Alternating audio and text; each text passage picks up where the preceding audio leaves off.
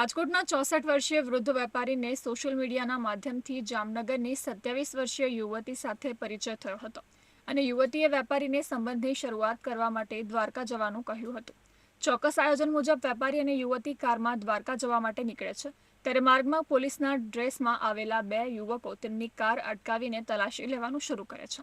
ત્યારે યુવતી પાસેથી એક સફેદ પાવડર મળી આવે છે જે ડ્રગ્સ હોવાનું જણાવીને ભેજાબાજો વૃદ્ધને ડ્રગ્સનો કેસ ન નોંધાવવા માટે ₹1.20 કરોડની માંગણી કરે છે, જે રૂપિયા વેપારી પોતાના પુત્ર મારફતે આંગણીય દ્વારા મોકલી આપે છે. જોકે સમગ્ર ઘટનામાં વૃદ્ધ વેપારીને પોતે કોઈ સાજિશનો શિકાર બન્યા હોવાનો અણસાર આવતા તેઓએ દ્વારકા પોલીસ સ્ટેશનમાં ફરિયાદ નોંધાવી હતી અને પોલીસે આ ઘટનામાં યુવતી તેમજ તેના એક સાથીની ધરપકડ કરી હતી, જ્યારે અન્યને વોન્ટેડ જાહેર કર્યા છે. પોલીસના ડ્રેસમાં એક સ્વિફ્ટ ગાડીની અંદર બે પોલીસ કર્મીઓ છે પોલીસના ડ્રેસમાં આવી અને તેમની ગાડી અમને રોકાવી હતી. એ ગાડી એમને રોકાવી અને અમે પોલીસમાં છીએ એમ કરીને તપાસના ભાગરૂપે એ ગાડી ઊભી રખાવી, પૂછપરછ કરી અને એક જે ખોટી ડ્રગ્સની જે પડીકી હોય છે પેકેટ, એ પેલી યુવતીના બેગમાંથી મળી આવ્યું એમ કહી અને એમને ફસાવવામાં આવ્યા કે તમારે દેશદ્રોહનો ગુનો દાખલ થાય તમારે અમારી સાથે પોલીસ સ્ટેશન આવવું પડશે. એના ભાગરૂપે યુવતી દ્વારા એવું કહેવામાં આવ્યું કે તમે કંઈક સમજો અને સમાધાન કરો.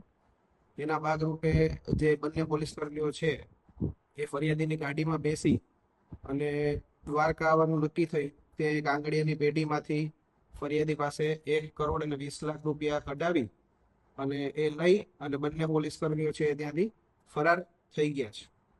આવી વિગતો મળી છે.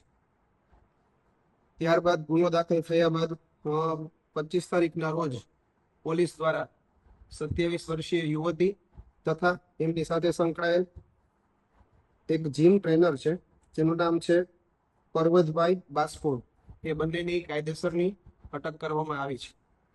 બીજા બે જે આરોપીઓ છે એમાંથી એક છે સંજય કરંગિયા, જે જામનગર હેડક્વાર્ટરમાં ફરજ બજાવે છે, અને એમની સાથે જે છે એ અજય હોમગાર્ડ કરીને છે, એ પણ અમારી જાણ મુજબ જામનગરમાં ફરજ બજાવે છે.